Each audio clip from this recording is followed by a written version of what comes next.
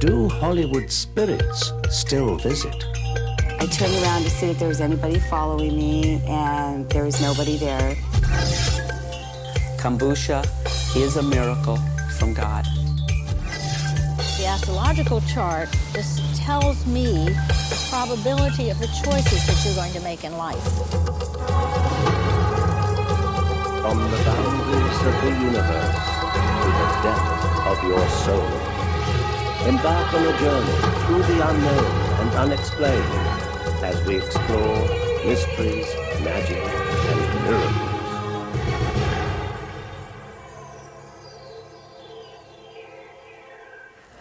Hello and welcome. I'm Patrick McNee. Today, the unlimited power of the mind and the secrets surrounding your destiny will test your innermost beliefs. Hauntings and apparitions are reported throughout the world and seem to be connected to people with high emotional energy. One of the hot spots for emotional energies would have to be Hollywood. Just ask anyone in the entertainment business. Let's see what we can find here. The Hollywood Roosevelt Hotel used to be the gathering place for stars during Hollywood's golden era. The hotel is rich with the spirit of Hollywood. But do Hollywood spirits still visit? During the making of the movie From Here to Eternity, Montgomery Clift lived on the 9th floor of the Hollywood Roosevelt Hotel. He stayed for over 3 months.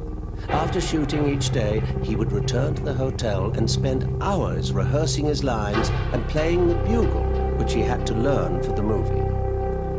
Since his death, guests and employees of the hotel have reported many times that late at night they hear the sound of a bugle playing in the hallway near room 928, Montgomery Clift's room. Terrell Valazza was hired as a cocktail waitress, but also helped with the renovation of the hotel before its grand reopening in 1986.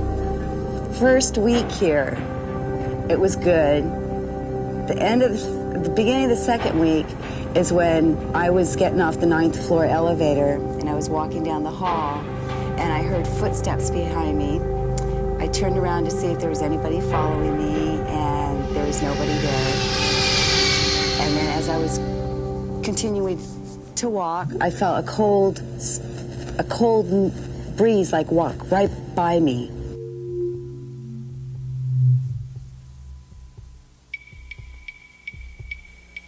And I went down in the elevator and never went back up. What was it that brushed past Terrell Valazza in the hallway? Could it still be Montgomery Clift playing his bugle after all these years? Ghost experts believe sightings such as these are examples of spirits returning to places where they enjoyed happy times in life. Actor Clifton Webb, who was nominated for 3 Academy Awards, lived here with his mother, Mabel. He was very superstitious, and when she died, he locked all her clothes away and never entered the room. He believed her ghost still lived there. Clifton is no longer with us either. Or is he?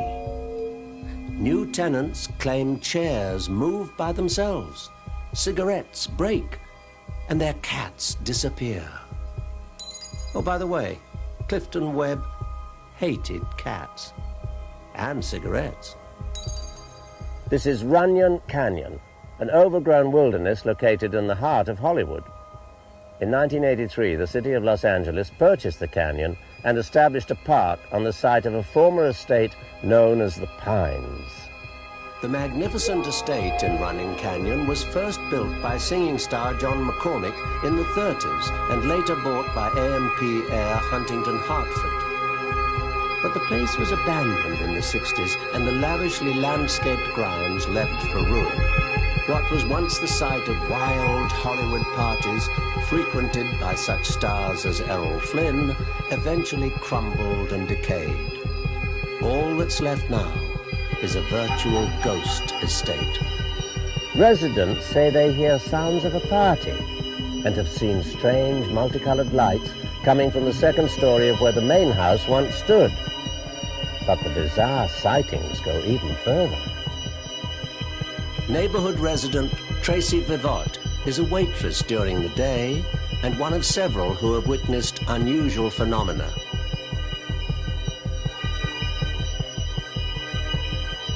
I just lived down the street from the park, so I used to come up here jogging after work. And one day I came after work. It was a little later than I usually come. So I started jogging up the hill, and all of a sudden I felt this cool, cold air brush past me. It was a little unnerving, and especially, I mean, it was the middle of the summertime. It was July. So I turned around and I jogged back down the hill. And I started just doing some easy stretching. And I was bending over and I caught something on the corner of my eye. And he turned. And I saw this figure, this man, and he was on this bottom of these stairs. And he looked at me and he froze. And he turned around and he walked up the stairs. And he just walked right off into nowhere. I mean, he vanished, and after he left, I went over to the stairs, and the stairs just end. So if it was like a real person, they would have had to jump down or something. But this ghost, or I don't know what it was, it just sort of went right out into nowhere. I left, and I don't come here anymore.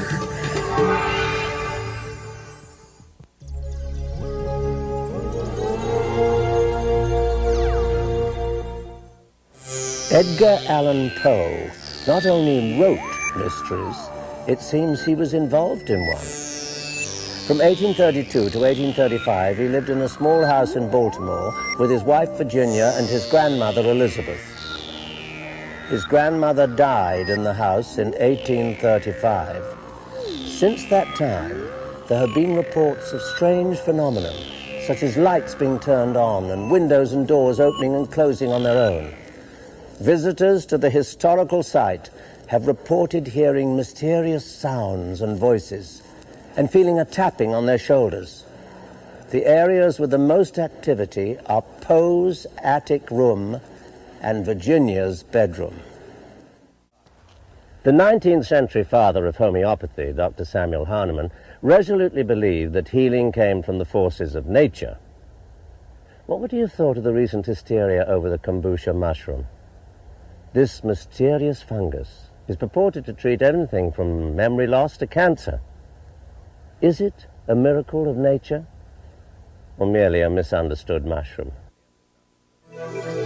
Since the beginning of time, man has turned to nature for healing. He has sought remedies from the forest, the ocean, and the desert. To combat crippling diseases like AIDS and cancer, there is a renewed interest in discovering nature's alternative cures. The kombucha mushroom craze first started in Los Angeles about a year ago. Kombucha is thought to have Far Eastern origins dating back 2,000 years. Many believe the rediscovery of kombucha is the universe's way of helping us out. What I saw was space travelers from the future traveling back in time with the mushroom, planting the mushroom just so it would be here right at this moment in time when we need this kind of support from the life force of this universe. Betsy Pryor is the co-founder of Laurel Farms, which distributes the kombucha internationally. I asked Betsy how she became involved with the AIDS community. I was reading the Los Angeles Times one morning, and I noticed that AIDS Project Los Angeles was looking for volunteers. I was busy editing a book, so I couldn't come in myself, but I thought, I think I'll volunteer my kombucha. And that was back in August of 1993, and that's how the kombucha got into the AIDS community. Betsy's partner, Norman Baker, invited us to his home to see how the kombucha was Welcome to grown. Laurel Farms. Thank you. I'm very excited about being here. We're excited to have you. Let's go see what you got. Please, come on in. This is where we keep the kombucha mushrooms. Basically, we have the kombuchas in 4-quart Pyrex bowls, and they stay in their quiet, dark space for 7 to 10 days, and basically drink the sugar tea water and produce the baby mushrooms, and they just love it in here. They really do. This extraterrestrial-looking mushroom is, in fact, not a mushroom at all. but a symbiosis of yeast cells and bacteria.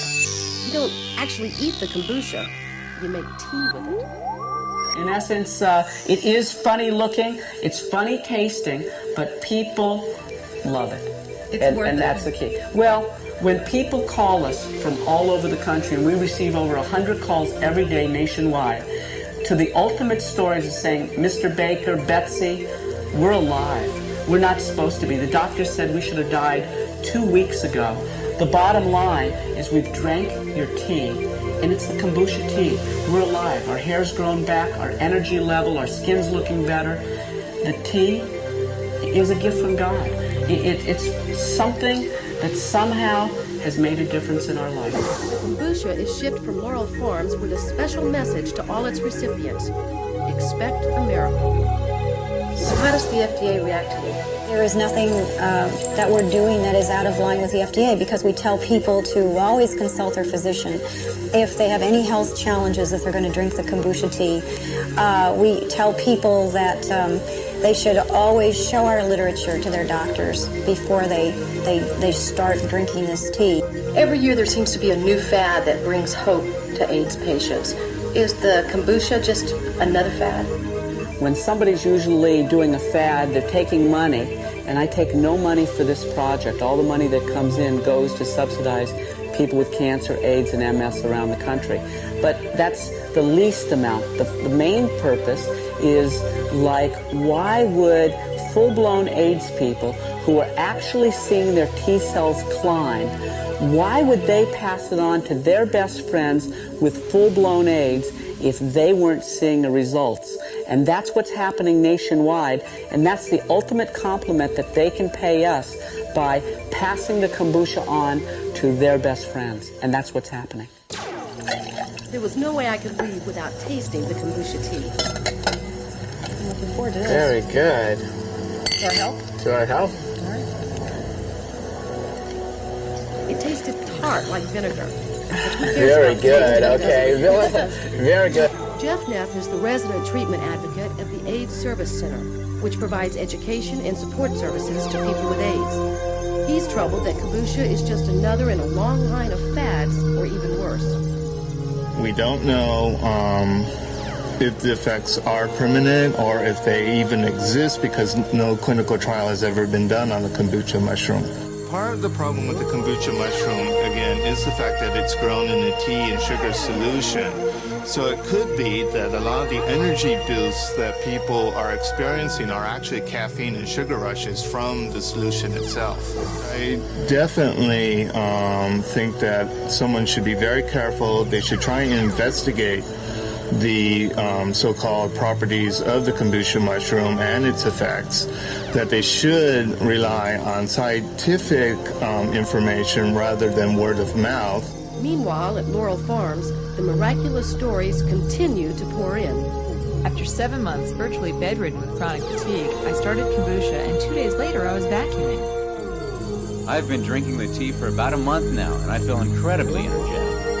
I suffered a ruptured implant, silicone implant, and began to have autoimmune problems, chronic fatigue problems, pain in the muscles and in the nerve endings, to the point where I was unable to use my arms and my hands and was in constant pain. I reached a point where I was unable to work. When I began taking the tea, immediately I felt energy. The moment I tasted the tea, I realized that there was a life force in it that was very thrilling to my body. So is the kombucha mushroom a miracle?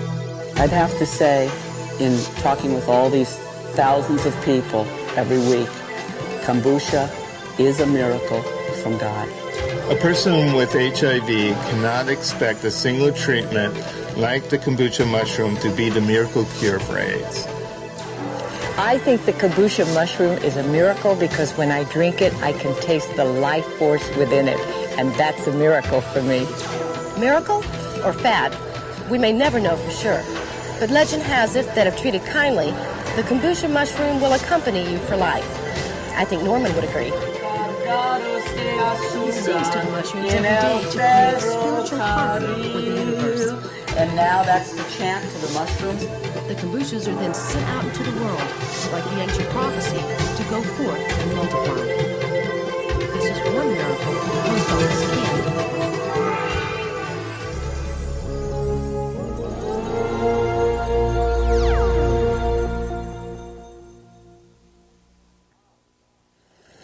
Ah, my horoscope tells me my day will go well.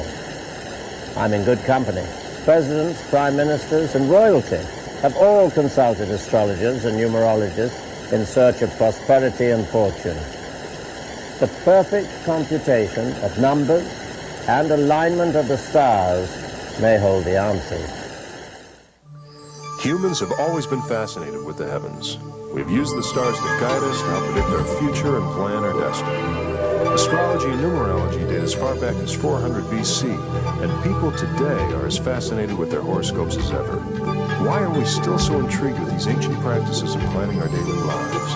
We asked the famous astrologer and numerologist, Jean Avery. What astrology and numerology can tell are the patterns that are prevalent. But the astrological chart just tells me the probability of the choices that you're going to make in life. But do the stars really hold our destiny in their grasp? It's a way of looking at life on a deeper level, looking past what appears to be on the surface. Jean Avery has written extensively about using our charts to realize physical, mental, and spiritual well-being. If you really utilize the information that you can get from a chart, you can schedule things in your life so that you live on the higher level of success. You can understand how to utilize your energy in a productive way, not a non-productive way. It is really helpful in discovering the relationships in life. Most of us are tempted to read our horoscopes now and again. We're curious about finding out what's in store for us in the future. But understanding the alignment of the stars and how we are governed by the zodiac is more complex than most of us can comprehend. We went to a well-known area that has more astrologers per square yard than any other town in the United States, Venice Beach, California. Here we talked to astrology expert Marcella Greening to see if she could guide us through the mysteries of the zodiac and help us understand our own astrological signs better. The nature of the zodiac is a very rich and multi-layered system, which includes the positions of all the planets at the moment of your birth. The three strongest influences of the zodiac are your sun sign, your moon sign, and the rising sign. The sun is the masculine, creative, productive, active part of your astrological makeup. The moon is the feminine, receptive, perceptive, the preparatory, how you prepare your life. The rising sign is actually how you walk through your life. It's been long considered that there are four basic elements in the universe: fire, earth, water, and air. And each sign is associated with a particular element. Each sign, as a result, has certain qualities that are commensurate with that element. And the fire signs are Aries, Leo, and Sagittarians. And the fire signs are very creative, high-energy people. They are pioneers, explorers, and performers. The earth signs are Capricorn, Taurus, and Virgo, and they are solid, secure people. They are grounded. They are generally interested in their careers, in the future. They tend to be less inclined to be social and more inclined to be inward. The water signs are Pisces, Cancer, and Scorpio. And the water signs are very fluid. They are easily influenced by other people. They tend to have a hard time making decisions. They are also very much about learning, about becoming new, taking new shapes. The air signs are Gemini, Libra, and Aquarius. The air signs are interested in intellectual pursuits. They are communicators. They are reformers. They are diplomats. Humans might always look to the stars to answer the questions of their daily lives. I think that it's important for us to think about astrology not as an excuse, but as a way of being more responsible for ourselves and for our relationships with other people, our relationships with the planet, within the culture.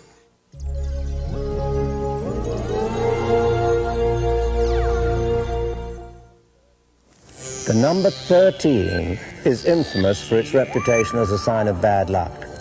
It's often left out of theatre rows and hotel floors. The musician, Richard Wagner, felt the number had a strong influence in his life. His name was made up of 13 letters, and he was born in 1813. The first performance of his opera Tannhauser was March the 13th, 1845, and he died on February the 13th, 1883.